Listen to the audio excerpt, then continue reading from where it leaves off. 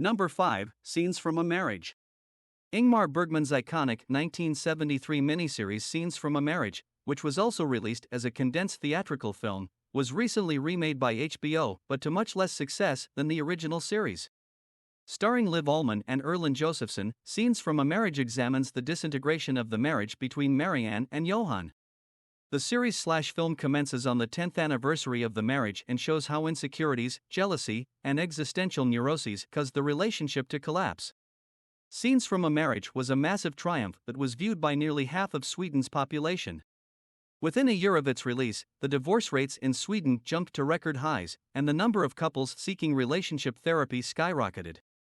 Waiting lists for couples therapy went from a few weeks to a few months, with many people viewing the series as an almost documentary-style examination of marriage.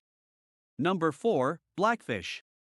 Blackfish, 2013, a documentary focusing on orcas at SeaWorld, is one of the most successful films of all time at achieving societal change. The documentary covers the violent history of the killer whale Tilikum and how human negligence and abusive conditions at SeaWorld eventually led to the deaths of several people, including trainer Don Brancho.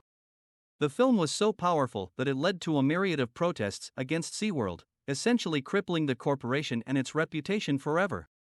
SeaWorld's attendance rates took a massive hit, and its second quarter net income in the year following the film's release dropped 84%. Many entertainers who had planned performances at SeaWorld backed out. In addition, SeaWorld lost numerous advertising sponsors, and most significantly, the park announced in 2016 that it would no longer breed orcas. Number 3. The Thin Blue Line. Errol Morris's 1988 documentary The Thin Blue Line covers the trial and conviction of Randall Dale Adams for the murder of police officer Robert Wood.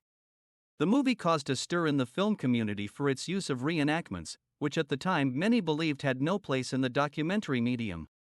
Through these reenactments and interviews, The Thin Blue Line covers the inconsistencies of the case and demonstrates that Adams was wrongly convicted of the crime.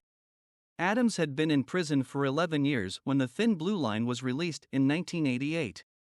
A year after the film's premiere, Adams' case was reopened, and his trial was deemed unfair, resulting in his release from prison after more than 12 years. The real killer, David Ray Harris, was never charged for killing Robert Wood. However, he would eventually be executed for a separate murder. Number 2. The Grand Illusion.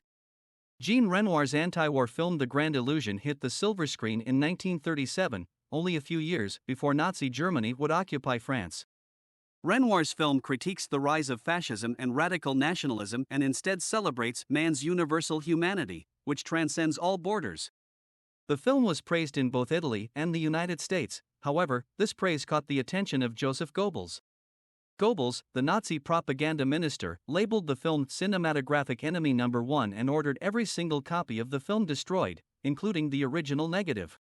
He almost succeeded, too, as most of the film's prints were destroyed. Unfortunately, the few that remained were either incomplete or in poor condition.